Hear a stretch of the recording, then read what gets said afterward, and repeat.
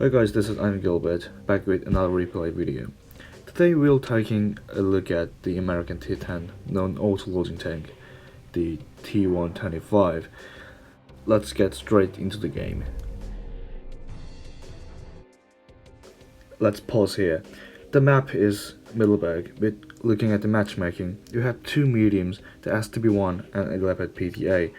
The opponents have four mobile tanks, however, the Buckshot TN25 tone, Leopard PTA, M46 pattern and T54.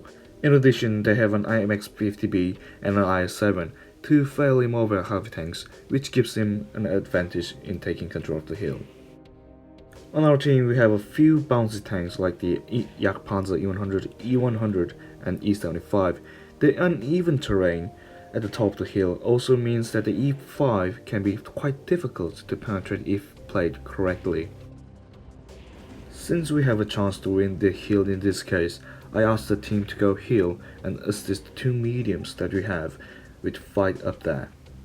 Unfortunately, the E75 and Waffle are going down to the town area. Regardless, I decided I'll try going hill anyway, cause I have confidence in the abilities of this tank. One of the things that I like about the E5 is its mobility. As you can see, acceleration on this tank is amazing. It reaches top speed in 6 seconds. So the Leopard M46 and T54 already got into position, and our PTA has already taken a hit.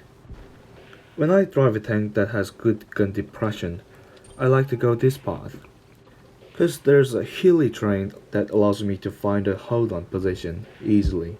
We can see on the minimap that the enemy heavies have been spotted in the town, and I'm really keen to engage them. Down in the town, our Waffle and E75 have not rushed in and instead retreated to the position close to the hill, which means that we haven't lost any tanks yet, so I ordered the team to attack the mediums. We can see on the minimap that the Waffle is in a bit of trouble, so let's finish off these mediums on the hill quickly and get back to support them. E5's commander set is not able to be penetrated quite as easily since Wargaming released a new equipment system with the armor bonus. You can see here that the Batshot couldn't penetrate my hatch. However, he was using a standard APCR shell, not heat. But it's definitely better to hide your hatch completely, so you can see me hiding my hatch using destroyed PTA for cover. I take another shot at the enemy T54, and the Batshot decides to retreat. I can see that there's no support left up here for him, since all the enemy heavies went down. Our Waffle is down, and enemy AMX seems to be flanking us. I wish I could finish off that Batshot as soon as possible, but enemy I7 showed his weak sides good. So I decided to try and track him to let our E100 take a shot, but unfortunately I don't quite manage to stop him. We can see on the minimap that our mediums are rushing down the hill towards the enemy spawn, which is a bad idea at the moment. Instead, they should just leave the Batshot for now and turn back to our heavies in order to spot the enemies. Since they didn't do this, I decided I'd tell them to engage that Batshot. The enemy AMX has already climbed the hill, so I turn my tank to face him. I take a shot at the E100, but the shot hits his other plate and fails to penetrate.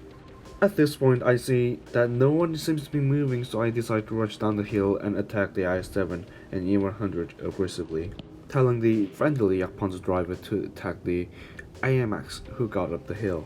The enemy IS-7 pulls out from cover, and I take a shot at his side, but I hit the spaced armor and do no damage. And here you can see one of the E5's weak points, its side armor. With such a low side armor thickness, side scraping in the E5 is not something that can be done very easily.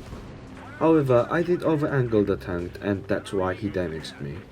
Another key point is that when driving the E5, it's important to use your DPM to your advantage. With the real load advantage over the IS-7, you can see I'm able to fire them twice for every one of their shots. A minute ago, a similar situation arose where I failed to angle the tank correctly and got damaged by the IS-7. Here, I make an attempt to side grab at a very tight angle, but the friendly STB blocks my turn, which lets the IS-7 shoot my front wheel and do further damage. And RNG decides that I won't penetrate the E100.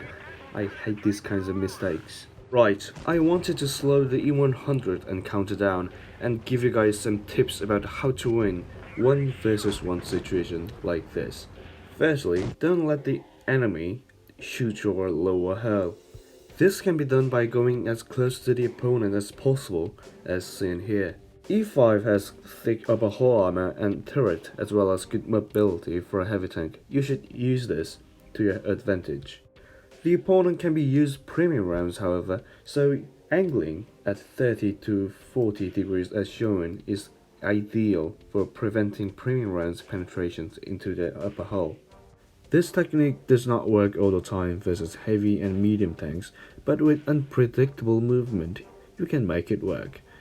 You should never facehug any tank destroyer, however, because the gun will have no problems getting through even the angled hull at that distance.